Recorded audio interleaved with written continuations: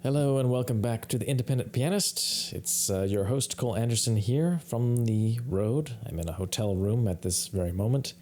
I have to apologize for the poor video quality. I set up as much light as I possibly could in front of the chair I'm sitting in, but this is the best I can do, so we'll have to deal with this kind of grainy video quality. Be that as it may, though, I'm very excited to bring you this video today because it's about a subject which I'm quite passionate about, namely art song. So many of the serious piano aficionados out there may be rolling their eyes at this point, but actually I think that the human voice is really where it's at when it comes to understanding musical expression, and it's really what we're aiming for when we play the piano is to try to emulate the sort of natural, unforced expression which great vocalists have. And this topic of the way that different composers set the same text is a really fascinating one, and this particular text I just got absolutely enthralled by very recently, as well as by all the wonderful settings that have been made of it. So the text, which is the basis for all these different versions by these different composers, is a very famous one from Goethe's novel Wilhelm Meister's Apprenticeship. Now, there's a number of poems which are supposed to be songs sung by characters in the story. This is probably the most famous one, Kennst du das Land? Wilhelm Meister's Apprenticeship was Goethe's second novel after his enormous success with The Sorrows of Young Werther. I'm not going to give you the whole plot in synopsis because you can just go to Wikipedia to read that if you want to, or read the actual book in translation. Suffice to say, though, that this story was an enormously influential one, probably one of the most important novels of the entire 19th century in its influence on later writers and musicians and poets. Schubert set many of these texts, as did Beethoven, as did Schumann and Liszt and Hugo Wolf, and many other composers.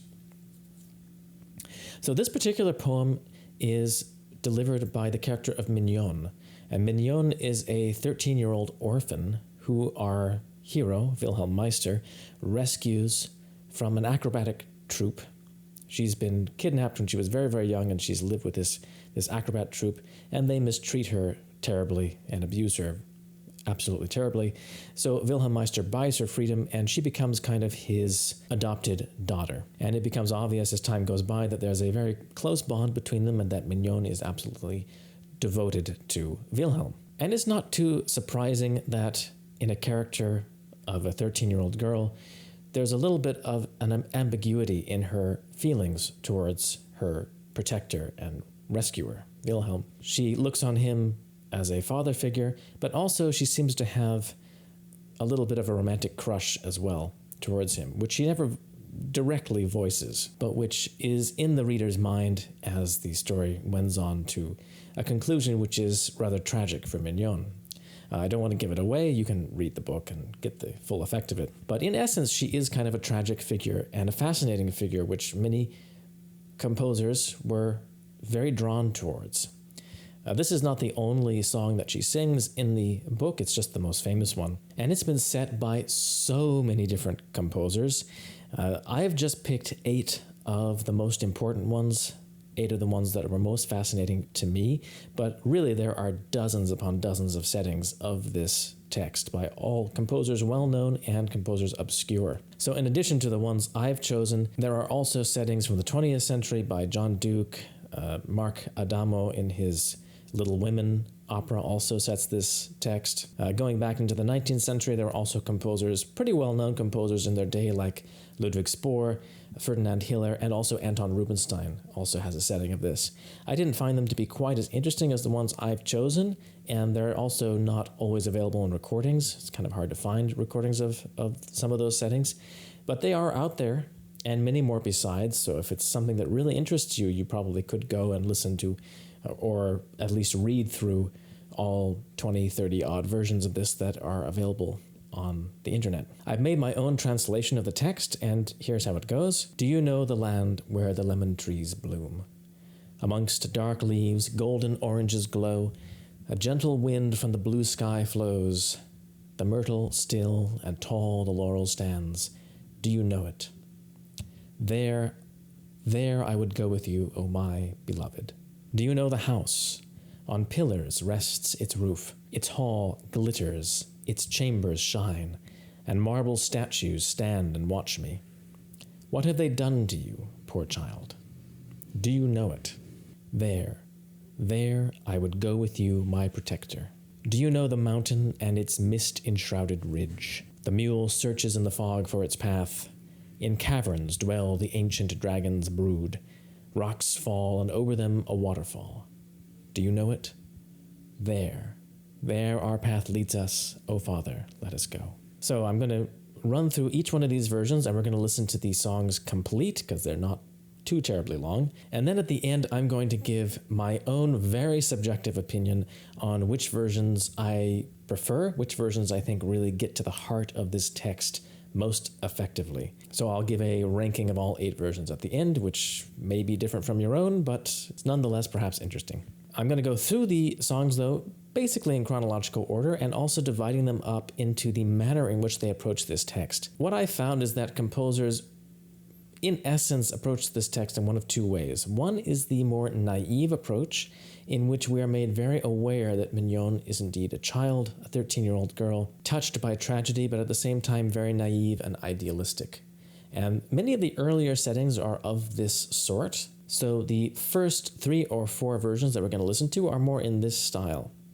Then, in the mid-19th century and later on, the settings began to become a little bit more psychologically intense and began to reflect the overall arc of Mignon's character, which is a rather tragic arc. So many of these later settings have a much more intense kind of musical language, a much more intense use of chromaticism and harmony, and are generally much darker, much more varied emotionally. So the very first setting we're going to look at today, which is also in this first category, the more naive kind of setting, is one by none other than Ludwig van Beethoven.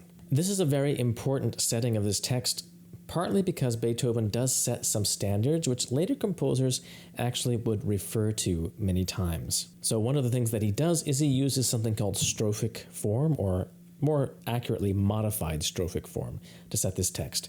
And all that means is that basically the same music is used for each of the 3 stanzas of the poem, with a little bit of a caveat that in the 3rd stanza, when Mignon is talking about the mountain and the dragon's brood, he slightly expands the textures a little bit, makes it a little bit more dramatic. But basically the musical material itself is identical in all 3 stanzas.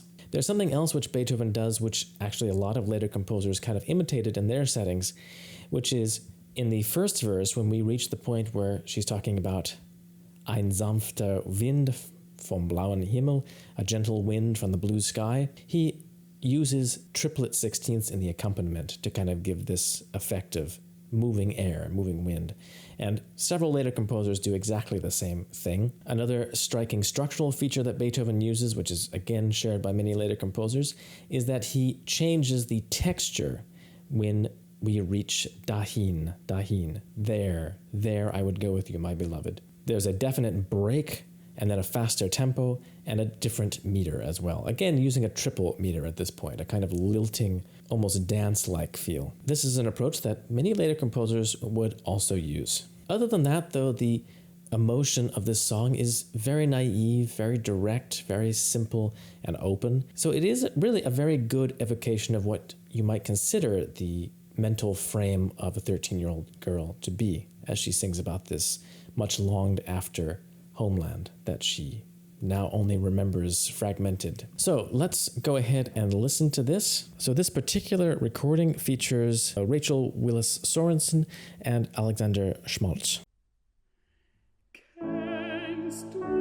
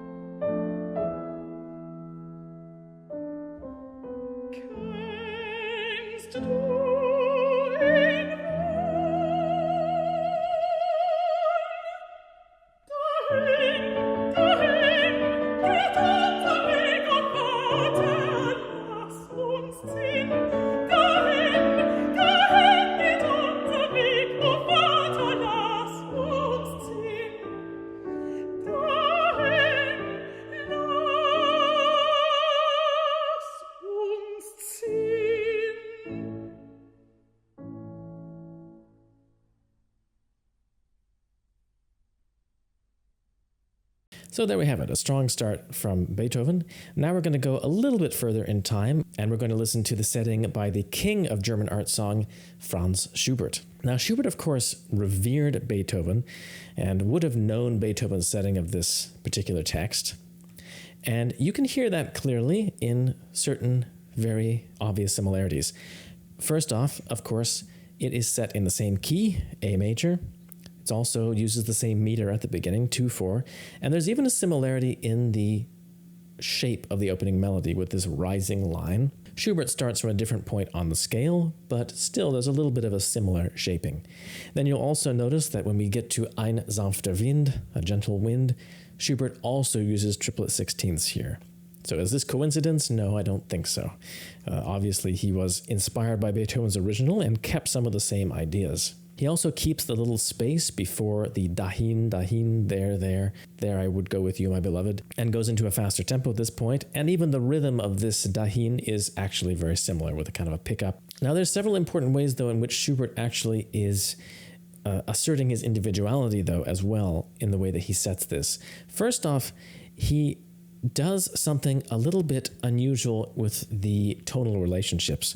What Beethoven does for every stanza is he starts in A major and then he goes to A minor when the triplets start and we have the thing about the gentle wind from the heaven. But Schubert instead does something a little bit more daring. He goes to C major to scale degree, the lowered 3, the lowered mediant. So we have this third relationship. And that gives it a much more kind of floating, distant quality.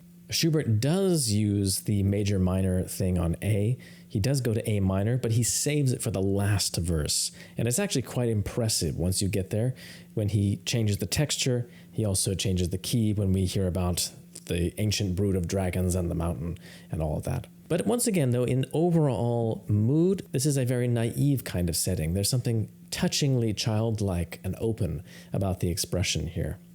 And even though this song is usually regarded as being one of Schubert's weaker Goethe settings, I have to admit I'm actually quite fond of it, and I think it does a very beautiful job of expressing the text in this more childlike way. So let's hear the Schubert version. This is being sung by soprano Barbara Bonney with Jeffrey Parsons on the piano. Kennst du das Land, wo die Zitronen glühen, im dunklen Laub die Goldorangen glühen, ein sanfter Wind vom blauen Himmel weht, die Myrte still und hoch der Lorbeer steht.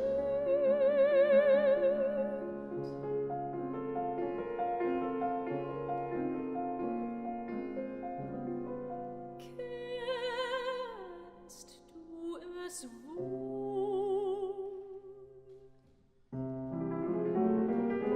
Dahin, dahin, dahin möcht ich mit dir, mein Geliebter, ziehen. Dahin, dahin, dahin, dahin möcht ich mit dir, mein Geliebter, ziehen.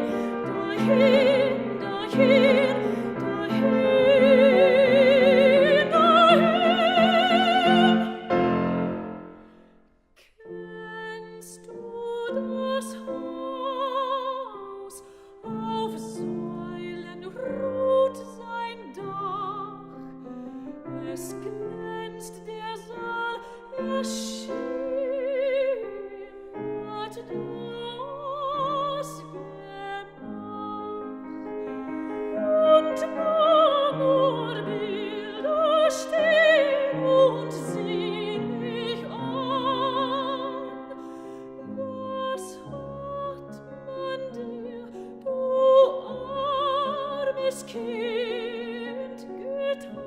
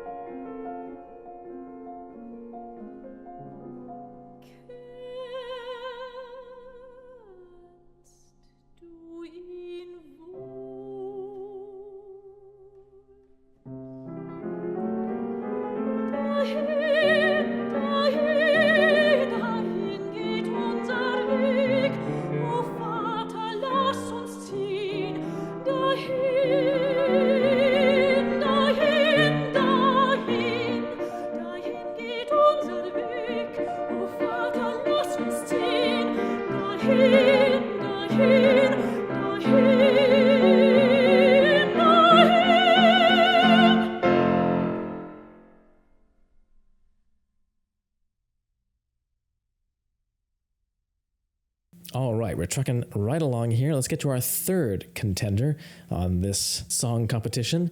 This is a much less well-known setting of this text by none other than one of my favorite composers, Fanny Hensel. Her maiden name, of course, was Fanny Mendelssohn, the sister of Felix Mendelssohn. Fanny takes a rather interesting approach to the way she sets this. There's really only one way in which she references Beethoven's and Schubert's settings, and that's simply the key of A major. She uses the same kind of bright key. However, in every other way, it's actually quite unique. She doesn't follow any of the divisions that Beethoven and Schubert used. She doesn't use triplets for the line Ein sanfter Wind. She doesn't separate the dahin into a separate section. It's all connected together in a very speaking kind of parlando way. But it also has a very tender and lovely expression, which I find to be quite irresistible. So there's something a little bit more drawing room about it. It's maybe not quite as dramatic, but at the same time it is actually quite touching and quite subtle in the way that she treats certain of the words. So she does something actually very nice with text painting when Goethe gets to the line about the gentle wind flowing down from the blue sky, and she has the singer alone, separate from the piano, just trace this arpeggio that sinks down to quite low in the tessitura. Or when she's talking about how tall the laurel stands, there's this leap upwards to the very high note. So it is quite a lovely setting and quite unique. And another thing which is kind of interesting here is Fanny only uses the first stanza of the text. She doesn't use the second and third, so it's also quite brief and has a lovely kind of evanescent quality to it. It just, like a breath of air, it just kind of comes and is gone. So let's hear Fanny Hensel's very short version of this. This is sung by soprano Anne Grimm with Kelvin Grout on the piano.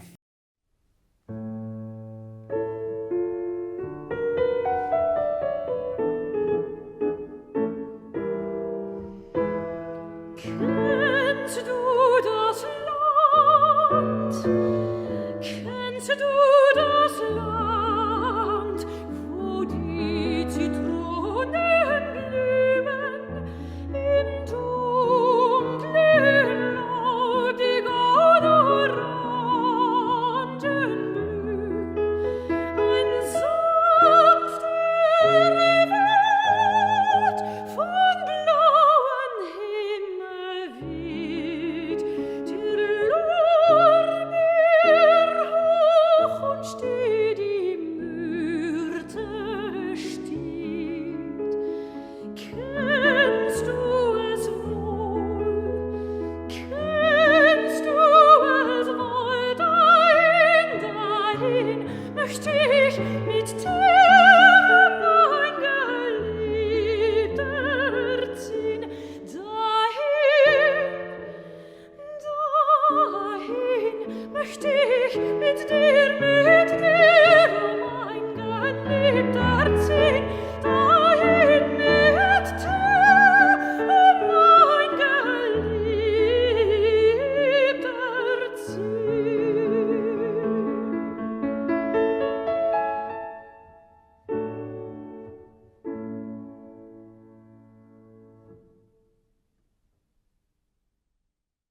Great, wonderful. So now we're almost through with this first category, the kind of naive settings of this text. We have one more here, which I'm kind of including as a bonus track, because this is actually from an opera by the composer Ambroise Thomas. Thomas adapted Goethe's novel into an opera in the mid-19th century, which was actually very popular in its day. The original version of this opera was in French instead of in German, and in general, the whole story is kind of lightened up. Wilhelm, the main character, becomes much more of kind of a chic, a sophisticated kind of character instead of being this very dark, melancholy, philosophically minded character like he is in Goethe's original. And the relationship between Mignon and Wilhelm Meister is allowed to blossom into a full romance. I think Mignon is understood to be a little bit of an older character instead of being 13. And so in French, this text does become a bit more chic, a bit more fashionable and pleasant. but it still has a very heartfelt quality to it. It's still very lovely. And one thing that I think is actually quite intelligent about the way Thomas set this, and which I haven't heard anyone else actually attempt, is that he sets it in the form of a pastoral. A pastoral is a musical form which had been in use for a long time, and it features this 6/8 rhythm with little dotted notes. So yum, bum, bum, ba-dum, beam, ba-dum, bum. It's kind of lilting figure, which was associated with very idyllic lyrics concerning a kind of idealized countryside life that may never have actually existed, but which city dwellers were very nostalgic for, particularly by this time in the mid-19th century. So none of the other versions actually use this kind of pastoral setting, and it makes sense, actually. So let's hear this version. This is being sung by the incomparable Frederica von Stade, and the orchestra is the London Philharmonic Orchestra, conducted by Sir John Pritchard.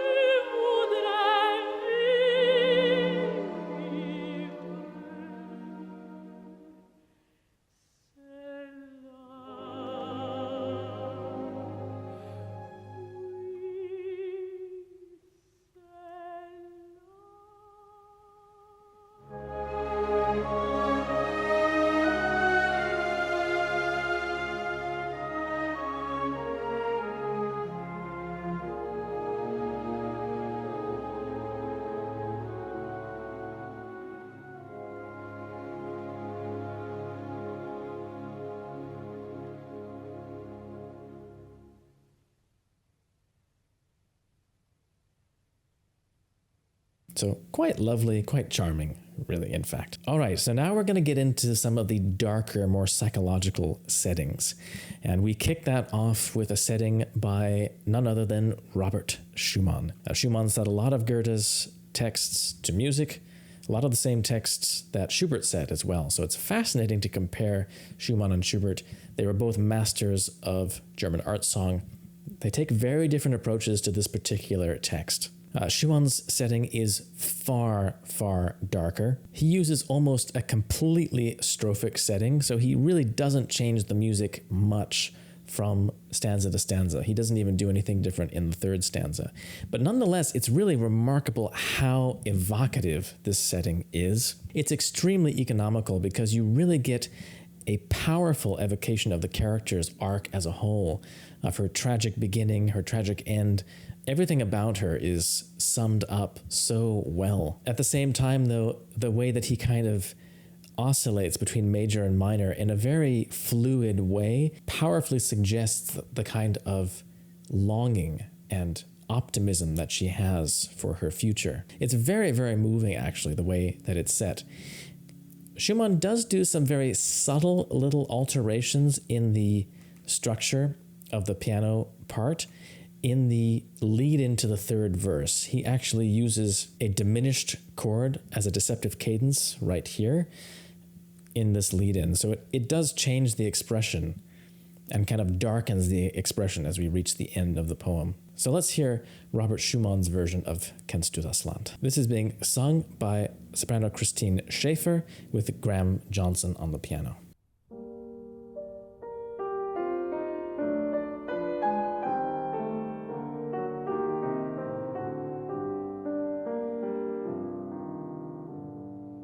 Kennst du das Land, wo die Zitronen blühen, im dunklen Laub die Goldorangen glühen? Ein sanfter Wind vom blauen Himmel weht, die Myrte still und hoch, der Lorbeer steht. Kennst du es wohl, kennst du es wohl? Dahin möcht ich mit dir, o mein geliebter ziehen. Dahin mit dir, o mein geliebter ziehen.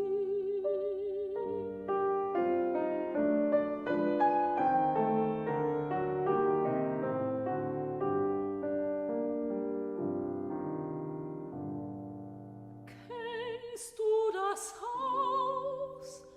Auf Säulen ruht sein Dach.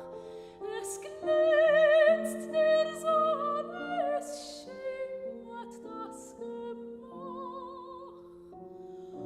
Und Marmorbilder stehen und sehen mich an.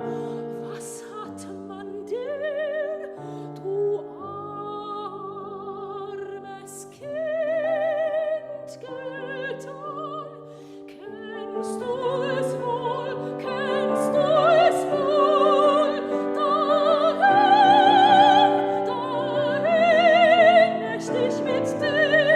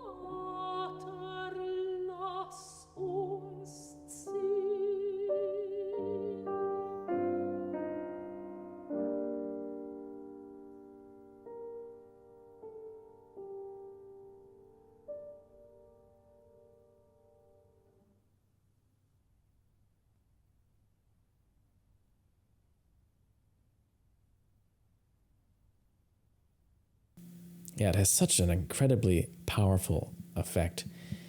So in some ways, this combines the best of the naive approach with the more psychological approach, because while the music itself is very simple and straightforward, and we just hear the same music every stanza, there is this subtle coloring to the harmonies which really pulls at the heartstrings in a really remarkable way. All right, next we're getting on to another setting which is actually very little known, and this is an unfortunate thing. There are in fact two settings of this text by Franz Liszt, or I should say there are two versions of the same setting, and we're going to hear the earlier version today. Both are quite interesting though. Franz Liszt is well known as a piano virtuoso and composer of piano works, sometimes of a great difficulty.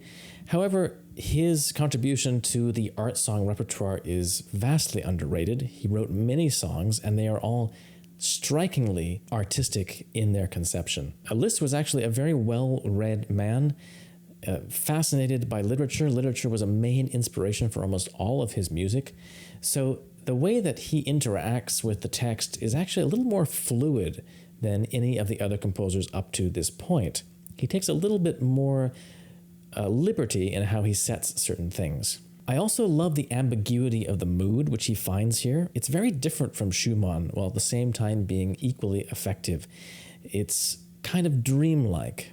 So we almost get the feeling that this is a very sweet kind of daydream that this very romantic young woman is indulging in. And there, when she gets to the words dahin, there, which we've already seen before, he is similar actually to Beethoven and Schubert in the sense that he uses a little bit of a faster tempo as well as triplet motion at this point. In contrast to them, though, there's something a little less straightforward about the kind of joy that Mignon seems to be expressing at this thought of going there with her protector, her father. Instead of being a little bit more obvious like in Beethoven or Schubert, there's a quiet joy here, a quiet kind of floating feeling of happiness. I find it to be very, very moving, actually. The main theme is also extraordinarily evocative. Liszt uses the interval of a tritone to stunning effect in the main theme. It gives everything this kind of inconclusive and open-ended quality as she's dreaming about this place that she wishes she could go. Liszt is also one of the only composers who tries to suggest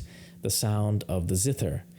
Apparently, Mignon plays the zither, and she is using it to accompany herself when she sings this song to Wilhelm Meister in the text. Liszt kind of suggests that there is some kind of strummed string instrument being employed here, or plucked string instrument being employed here.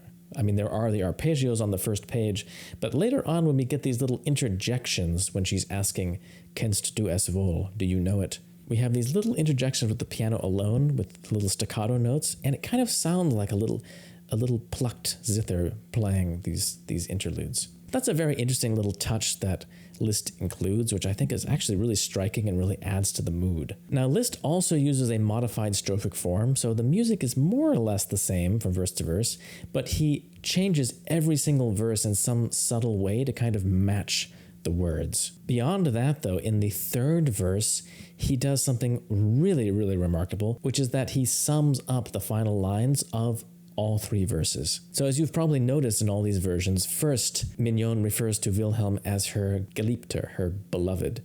In the second verse, she refers to him as her Beschützer, her benefactor, and in the last one as Father, or Vater. So in a really remarkably beautiful passage, Liszt has the singer sum these three titles up. Dahin geht unser Weg, O Vater, O mein Beschützer, Geliebter, dahin. He adds this little bit of text at the end. And earlier in the third verse, he also sums up all of the first lines. Kennst du das Land? Kennst du das Haus? Kennst du den Berg? Do you know the land? Do you know the house? Do you know the mountain? And again, in a very, very moving passage.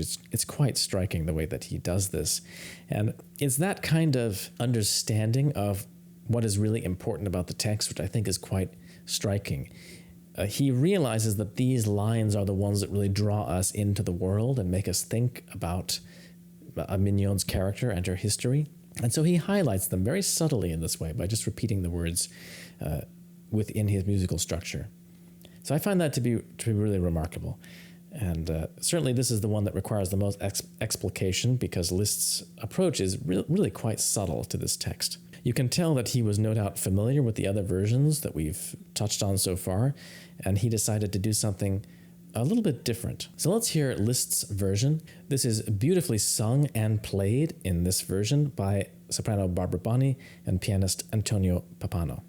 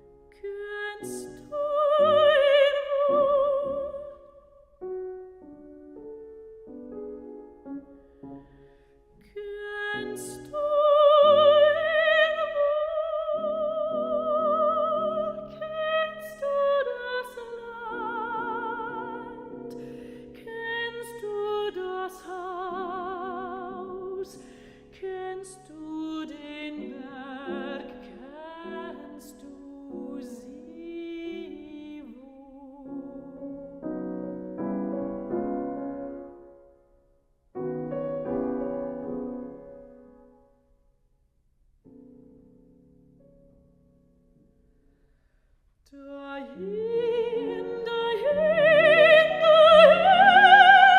dahin geht unser Weg, o Vater, lass uns sehen.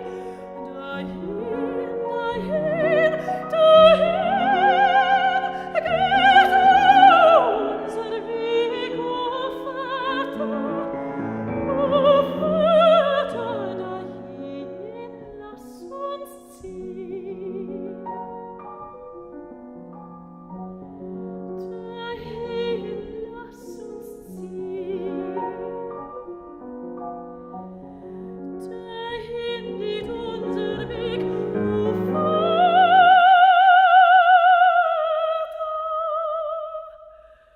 o mein Beschützer.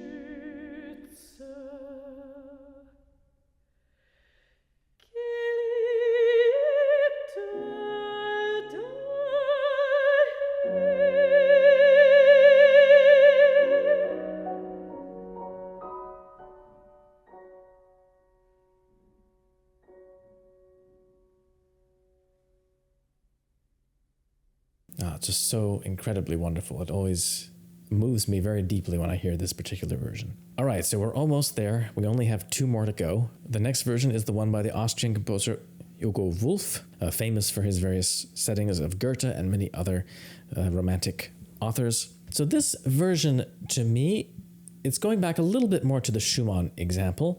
He does pretty much a straight strophic setting, so he doesn't really change the music from verse to verse, except in very slight ways that are not particularly noticeable. He touches on many of the same points from earlier settings.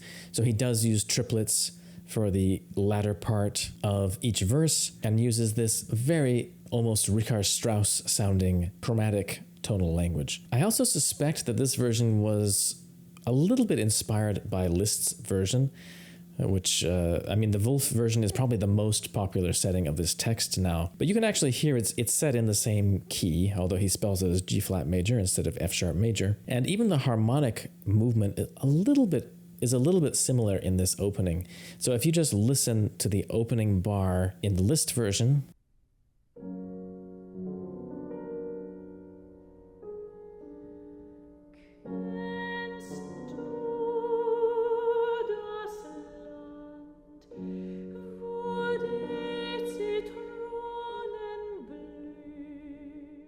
and now we compare it with the Wolf version.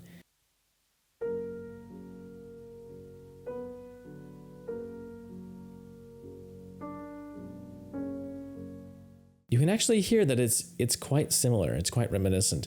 It even starts on the same note, and it has kind of this similar motion with the harmonic motion with the D natural or E double flat in the inner voice. It's not quite the same because Wolf is using minor 4 at this point instead of a diminished chord, but similar enough that I think it was probably inspired by Liszt's version.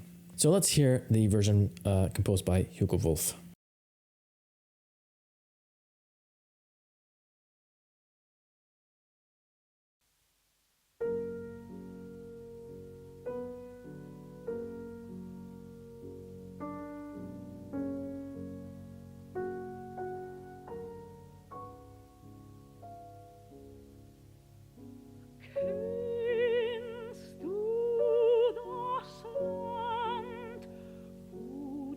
Zitronen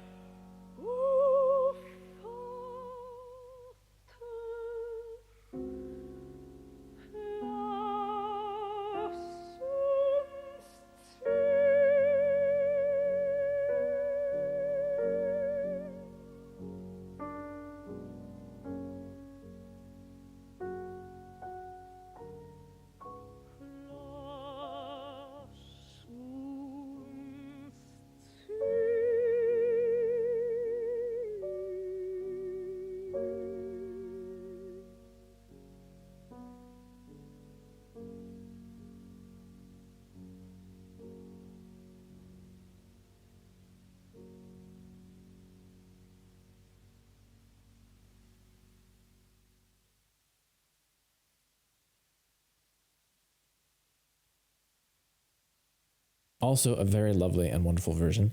So now we just have one more. This is kind of a little bit of a dessert version, and one that's not very well known. This is a setting by Alban Berg. The names might strike fear into your heart if you've heard any of Berg's atonal music. I actually think Berg is one of the most expressive composers of all time, and this particular setting is from earlier in his career, I believe, and is tonal. It's using a very chromatic, late romantic harmonic approach, but it is definitely tonal. And this version really belongs, except for its effusive romantic language, it really belongs in the first camp, in the naive kind of setting of this text. Again, Berg doesn't make any attempt to differentiate the different sections of the text. It's a little bit like the version by Fanny Hensel in that regard. So it's very unassuming, very directly expressive, and quite moving in its own way. Also similar to Fanny Hensel, he only sets the first verse, not the second and third. And again, it's very speaking, very naive, tender, breathtakingly beautiful, and totally unlike any of the other settings on this list, except in some superficial ways to the Fanny Hensel version. Unfortunately, I don't have the score for this setting. I wasn't able to obtain it in time, so we'll just have to read the text. I'll put the text up. This version is being sung by the late, great Jesse Norman, accompanied by Jeffrey Parsons again on the piano.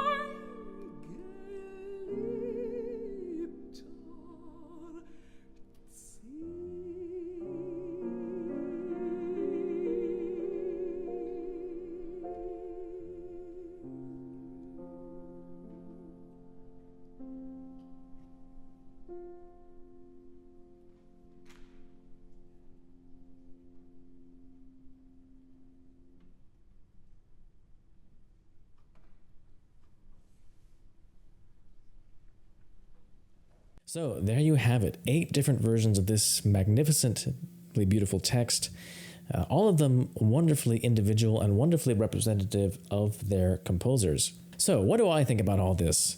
What are my favorites? Now, of course, take this with a grain of salt because rankings are obviously subjective and you can't really say what is better than anything else when it comes to art or music, but I can definitely explain my own preferences and why I feel that way. Feel free to comment though yourself and tell me which ones you prefer and why in the comment section. I'd be very interested to read your thoughts on this. So for me, in last place, I have to put Beethoven, unfortunately, even though I actually quite like his setting and think it is quite lovely and quite noble and restrained in its own way. I don't really feel that it quite goes that deep into the character of Mignon or into the psychological world of this text. So that's just me. I do still like it, but I think it's a little bit on the surface for me. So in position number 7, I would probably put Ambroise Thomas' version, even though, I find it to be quite charming and lovely, and perhaps it's a little bit unfair to even compare it because the story is so different. the way it's told. It's almost like a Disney adaptation. It's like the Hunchback of Notre Dame or something like that, adapted by Disney. Of course, you know it's going to be totally different from the original version, much lighter in tone and so forth. So yeah, I like it, but again, it's a little bit more on the superficial side for me. So for place number 6, this is going to be a little bit controversial, but maybe you could already tell from my comments. I'm not that fond of the Hugo Wolf version of this song. So number 6 would be Wolf for me. And I'm sure that's controversial because that is probably the most popular setting, the most well-known setting of this text. So if you have heard this text set before, you probably heard the Hugo Wolf version. Even though it's very, very beautiful and, you know, the harmonic language is so lovely and the way he sets the words is very sensitive, it still seems to me just a little bit generic in its kind of late romantic, very self-consciously effusive, indulgently romantic kind of style. And it seems a little bit at odds with the character of Mignon and the whole feeling that Goethe's works give, to me at least. So yes, I think it's great. I feel like it's a little bit less genuine and a little bit less interesting than some of the other versions. Like, it's far less interesting to me than the Berg version, just for example. So that's just me, and maybe I'll change my mind later on, but that's how I feel now. So in position number 5, I would put Franz Schubert's version, which, as I said, even though it's not usually considered to be one of Schubert's greatest songs, I do find it to be quite charming and lovely. Maybe that's partly how well it's sung by Barbara Bonney. It does have this kind of beautiful innocence to it, which I always find to be very disarming and very lovely. So yeah, I actually like the Schubert version quite a lot. Okay, in position number 4, I put Berg, Berg's version. I love the Berg version. Even though it's a shame he didn't set all 3 stanzas, it's just really original and really striking, like everything Berg wrote. Berg was so expressive and so true to himself with every piece of music that he wrote. So even if you don't like Berg's music, you're forced to admit he was really there with every note. He was really feeling every note and really heard everything that he was trying to create. So there's not a wasted gesture. There's nothing which seems extraneous about it. And I think that he handles the integration of Goethe's text with this kind of late romantic language in a much more natural and subtle way than Wolf does, personally. Okay, and then in third place, I would put Fanny Hensel's setting, which I think is actually really, really touching and beautiful. It's not pretentious in any way. It is a little bit sentimental, perhaps, but it's sentimental in the best sense.